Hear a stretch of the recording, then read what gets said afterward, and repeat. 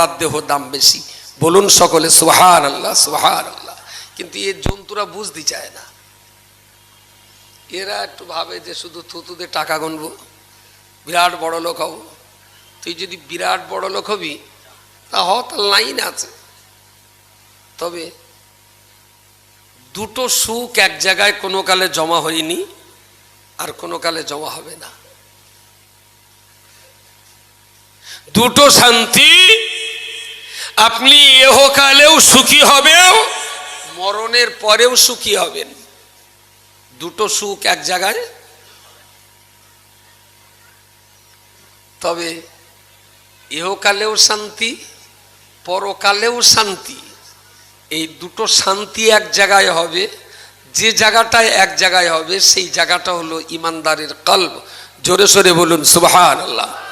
ইমানদার বান্দা খেয়ে না খেয়ে পরে না পরে অত্যন্ত গরিবতার সঙ্গে এদিকে মশার কামড়, ওদিকে বৃষ্টি পড়বে, এদিকে রোদে পুড়তে হবে, ওদিকে বৃষ্টিতে ভিজতে হবে, ঠিকমতো খাওয়া পাবে না, কঠিন রোগে আক্রান্ত থাকবে। এরপরেও বলতে পারি ইমানদার বান্দা যদি ইসলাম নিয়ে পৃথিবীতে বাঁচতে পারে, ওর খাওয়ার কষ্ট, পরার কষ্ট, ওর মাখার কষ্ট, ঘুমাবার কষ্ট, এদিকে শীতের কষ্ট, ওদিকে গরমের কষ্ট, হাজার রকমের কষ্টের যাতা কলে আষ্টে পৃষ্ঠে বান্দা বন্দী হওয়ার পরেতেও ইমানদার বান্দা কোনোদিনও অশান্তির আগুনে পুড়বে না। জোরে বলুন সুবহানাল্লাহ। ওর খাবার কষ্ট হতে পারে, অন্তরের শান্তি কেউ কাটতে পারবে না। পড়ার কষ্ট হতে পারে, অন্তরের শান্তি কেউ কেড়ে নিতে পারবে না। প্রচণ্ড ঠান্ডায় দেহ কষ্ট পাবে, অন্তরের শান্তি কেউ কেড়ে নিতে পারবে না। ইমানদার আল্লাহওয়ালা মুসলিম যারা তৈরি হবেন, প্রকৃত ইসলাম যারা মেনে চলবেন, পৃথিবীর বাহ্যিক সব রকমের কষ্ট তার হতে পারে, কিন্তু আত্মায় লোকটা বড় শান্তি অনুভব করবেন। ইমানদারের ইহকালেও শান্তি, বলেন বলেন, পরকালেও শান্তি। বেঈমানের ইহকালেও অশান্তি, পরকালেও অশান্তি, ঘোর অশান্তি। তবে ওরা জাহান্নামে গিয়ে কষ্ট আর ভোগ করবে কি? ওরা জাহান্নামের দুনিয়ায় হাফ হাফ হয়ে যাচ্ছে, একটাও শান্তিতে নেই। এইসব যারা দেখতেছেন ওরা এক ঘরে থাকে, আর ওদের আবার সব বড় বড় হাই পাই সব বেড পার্টনার, তো তারা আবার ডেকোরেটরের মাই, যে যখন ভাড়া দেয় সেখানে কীর্তন গাতি যায়। স্বস্তি নেই। আপনি এখান থেকে বাড়ি যেয়ে দরজার টোকা মারবেন, বেগম জোবায়দা উসি বলবে ভাত টাত খেয়েছেন? আপনি বলেন হাত দুটো খিচুড়ি খেয়েছি, একটু পানি খাবেন? আদর যত্ন করে শোয়ার জায়গাটা করে দিয়ে আপনাকে শুইয়ে দেবে। এই শান্তিটা বলো বেদিনদের কাছে নেই, যেটা আপনার কাছে আছে। হয়তো দেহের কষ্ট হবে, খাওয়ার কষ্ট হবে, মাকার কষ্ট হবে, কিন্তু শান্তির অভাবটা হবে না। প্রিয় শ্রোতা মণ্ডলী, যে কথা বলতে চেয়েছিলাম, সুখ, দুটো সুখ এক জায়গায় কখনো জমা হবে না। ইমানদার বান্দা দুনিয়াতে তার খাওয়া পরার কষ্ট থাকবে, লোকটা দুনিয়াতে সুখী হতে পারবে না। যতই ইমানদার কোটিপতি হোক না কেন, লোকটা দুনিয়ায় সুখী হতে পারবে না। যতই দুনিয়াতে লোকটা গরিব হোক না কেন, দুনিয়াতে লোকটা সুখী হতে পারবে না। কিন্তু মৃত্যুর পরেতে খোদার জান্নাতের ভিতরে লোকটা সুখী হবে না। ইমানদার বান্দা দুনিয়াতে কোটিপতি হলেও শান্তি থাকবে, ইমানদার বান্দা পতির ভিখারি মিসকিন হলেও তিনি তো শান্তিতে থাকবেন। আবার ইমানদার বান্দা কলমা নিয়ে মরবে, কবর হাসর কিয়ামত অতিক্রম করার পরেতে আল্লাহ পাক যখন দয়ার জান্নাত নসিব করে দেবেন, ইমানদার বান্দা জান্নাতের ভিতরে যেমন সুখ তেমন শান্তি পাবে। দুনিয়াতে ইমানদার শান্তি পাবে, তার সুখটা পাবে না। পরকালে ইমানদার শান্তি আর সুখ দুটোই পেয়ে যাবে। জোরে বলুন সুবহানাল্লাহ। যারা অশান্তিতে ভুগছে দুনিয়ায়, ওরা পরকালে অশান্তিতেই ভুগবে। আর দুনিয়া যারা একটু ভালো খেয়ে পড়ে টরে সুখী আছে, ওরা পরকালে জাহান্নামের আগুন খেয়ে খেয়ে সুখ ভোগ করতে হবে। প্রিয় শ্রোতা মণ্ডলী, মনে রাখুন রব্বুল আলামিন আল্লাহ বলেছেন ইকাতিলুনা ফি সাবিলিল্লাহি, ওদের দেওয়ার অর্থ যখন আমি আল্লাহর খাতায় বিক্রি হয়ে গেছে, ওরা এখন যুদ্ধ ময়দানে নেমে যাবে, আমি যেটাই বলবো সেটাই করবে, যুদ্ধ করতে বললে যুদ্ধ করবে, বললে ওরা মারবে, মরতে বললে তারা মরার জন্য রাজি আছে। ও বান্দা, মনে রাখতে হবে রাসূলুল্লাহ সাহাবী হযরতে শুআইব রুমি রাহমাতুল্লাহ আলাইহি, তিনি রাসূলুল্লাহ সাহাবী ছিলেন। মক্কা শরীফে তার বাড়ি ছিল, মদিনাতে তিনি হিজরত করেছিলেন।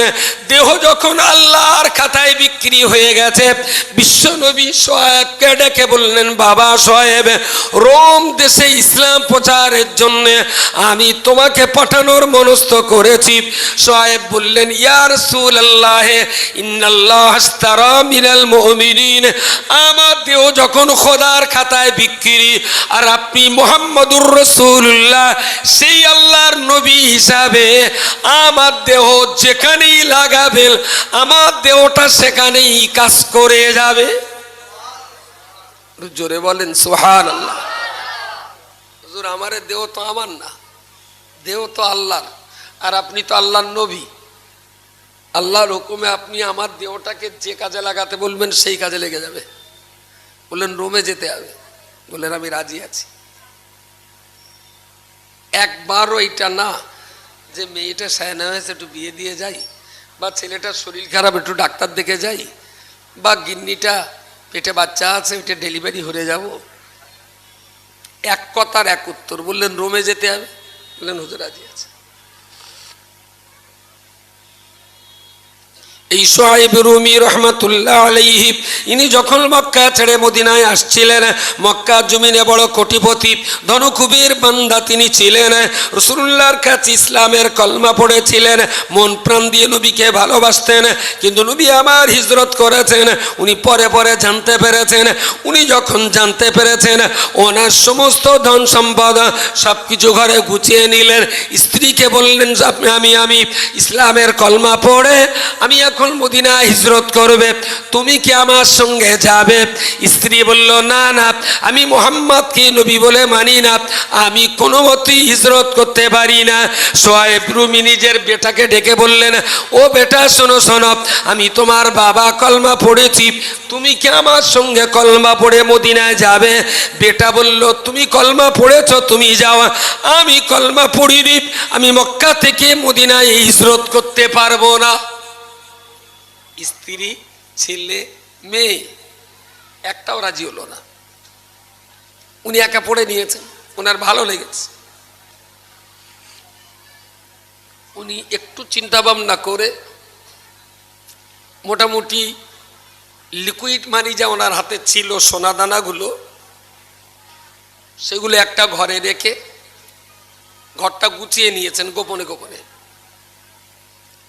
ঘরটা গুছিয়ে রেখে তালা টালা মেরে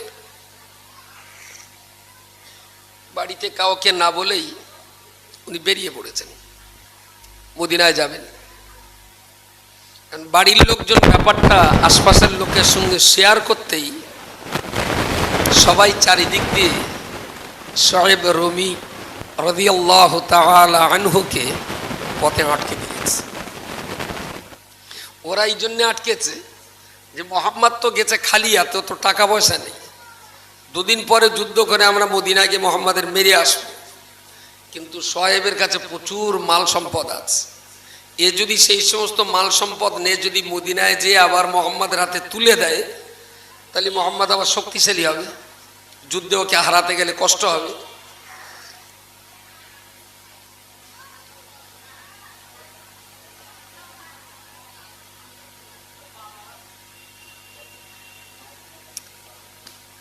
দুটো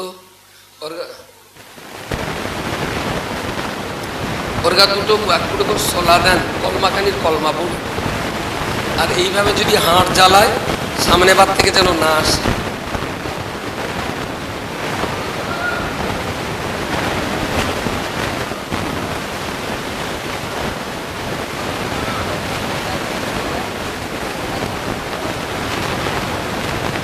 না, বের করলে মুশকিল।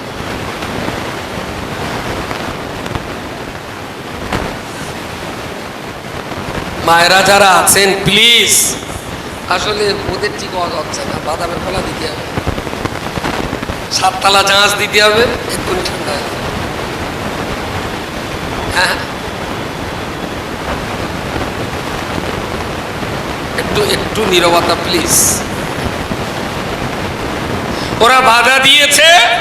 হযরত সুহাইব রাদিয়াল্লাহু আনহু ঘোড়ার পিঠে সাওয়ার হয়ে একদম তীরের মতো যাচ্ছেন। সামনেই দেখলেন কয়েকশো একদম তীরন্দাজ বাহিনীর তীর বাগিয়ে ওনার দিকে রেডি। তাদের সঙ্গে একটু দূরত্ব বজায় রেখে উনি ঘোড়ার লাগামটা টেনে দাঁড় করালেন। এখান থেকে জিজ্ঞেস করলেন, কি ব্যাপার? আমার এই পথে তোমাদের তীর ধনুক নিয়ে আমার দিকে তাকিয়ে। ওরা বললেন, আপনি কোথায় যাবেন? সাহেব বললেন, আমি মদিনায় যাব। বললো, মদিনায় যাবেন, আপনার সঙ্গে ব্যবসা বাণিজ্যের কোনো সামানপত্র কিচ্ছু নেই, কি করতে যাবেন? তার মানে লোকে জানে যে মদিনা মক্কায় গেলে ব্যবসা করতে যায়, মাল সামান নিয়ে যায়। আপনার কাছে মাল সামান কিচ্ছু নেই, খালি হাতে মদিনায় যাচ্ছেন। বললেন, এতদিন সিরিয়া দামেস্কে মদিনাতে বিজনেস করেছিলাম, ঘোড়ার পিঠে মাল নিয়ে যেতাম। আজকে আমি মদিনাতে যে বিজনেস করতে যাচ্ছি, আমার কলমের উপরে এক মহামূল্যবান কলমার সম্পদ নিয়ে মদিনায় বিজনেস করতে যাচ্ছি। এতদিনের সে মাল তোমরা উটার ঘোড়ার পিঠে দেখতে, আজকে তার চাইতে অনেক অনেক অনেক গুণের দামি সম্পদ আমি আমার কলমের উপরে নিয়ে প্রিয় রাসূলের কাছে আমি আমার ব্যবসা করতে যাচ্ছি। ওরা বলল, আপনাকে যেতে দেওয়া হবে না,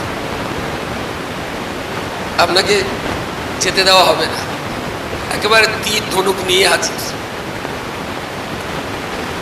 আল্লাহ নবীর প্রিয় সাহাবী সুহাইব রুমি রাহমাতুল্লাহ আলাইহি ডান হাত দিয়ে ঘোড়ার লাগাম ধরলেন, বাঁ হাত দিয়ে পিছন দিক থেকে তীর আর ধনুকটা সামনে নিয়ে নিলেন। তীর ধনুকটা সামনে নিয়ে নিলেন, তলোয়ারটা বাম পাশে ঝোলানো আছে। এটা ছিল মক্কা শরীফ মদিনা শরীফের আরব দেশের মানুষের তৎকালীন প্রচলিত একটা নিয়ম। একা কোথায় বেরোলে সঙ্গে তলোয়ার থাকবে, একা কোথাও গেলে তীর ধনুক তাদের সঙ্গে থাকবে। এটা ছিল তৎকালীন জমানার স্বাভাবিক নিয়ম। দেখবেন মাঝে মাঝে শিখ ধর্মের মানুষ যারা ওই মাথায় পাগড়ি গোপদাড়ি বড় বড়, ওদের কোমরে দেখবেন ছোট্ট একটা ছুরি ঝোলানো থাকে। হ্যাঁ, দেখেছেন?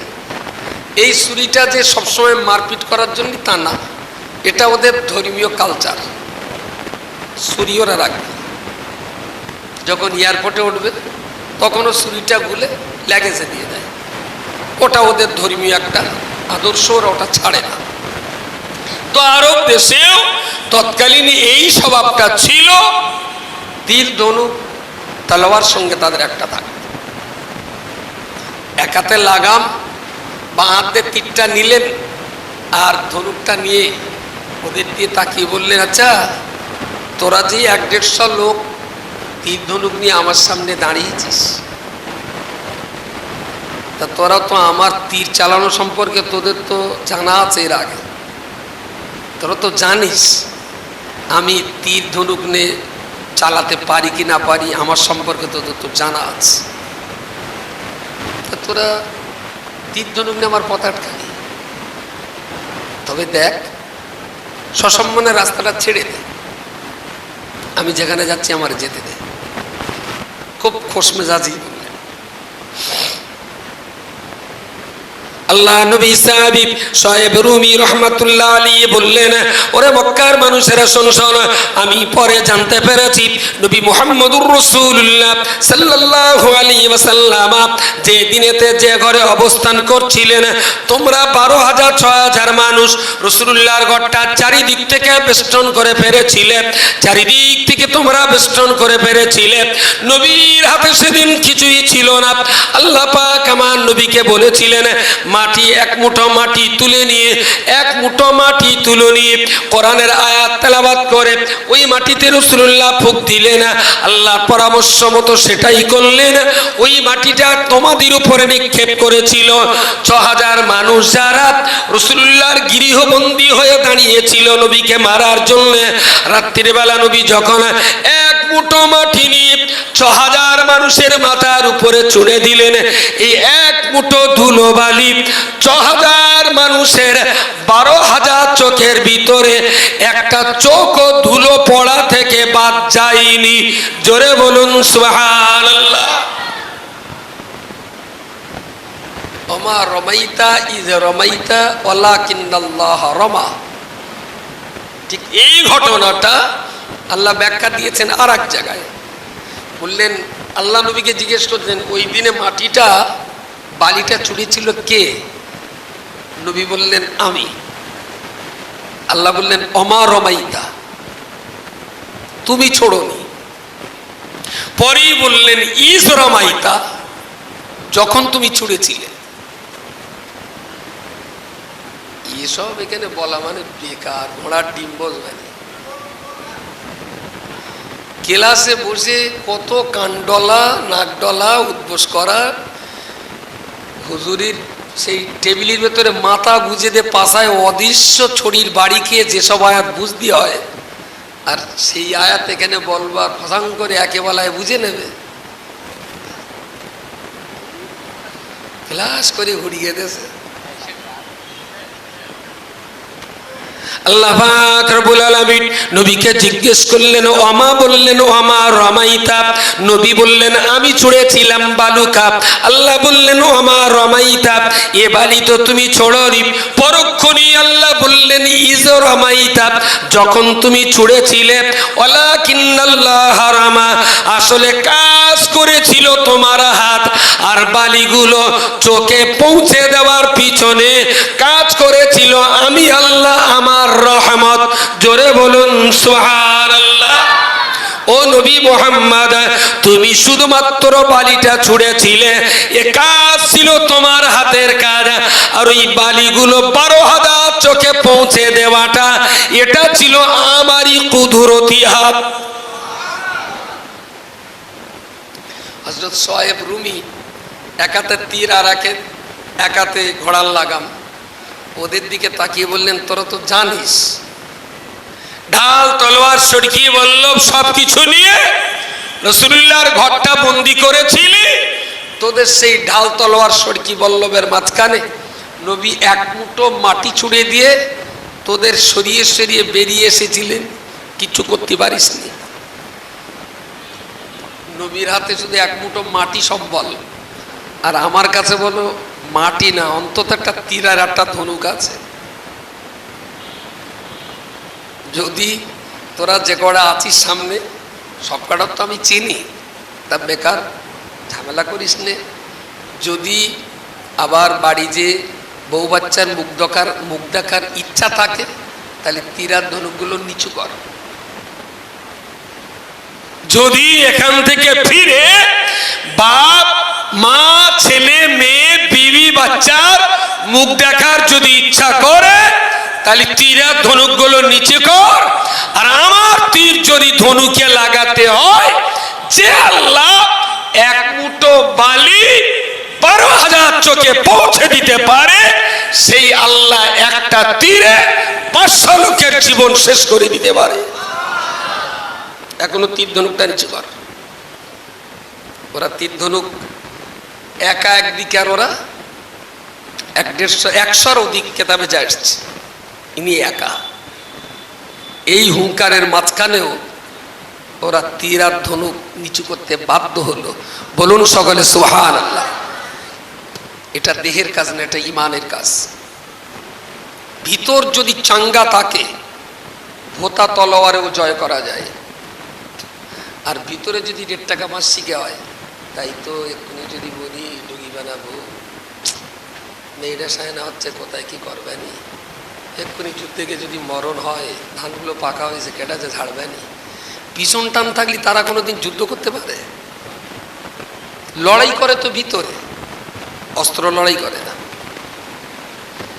ওরা যখন তো আপনার তীর ধনুকটা নামিয়ে নিল, সোহেব রুমি রহমাতুল্লাহ আলাইহি ওদের দিকে তাকিয়ে বললেন, সত্যি তোদের লক্ষ্য উদ্দেশ্য কি? তোরা কি আমার টাকা নিতে চাইবি নাকি তোরা আমার জীবন নিতে চাইবি?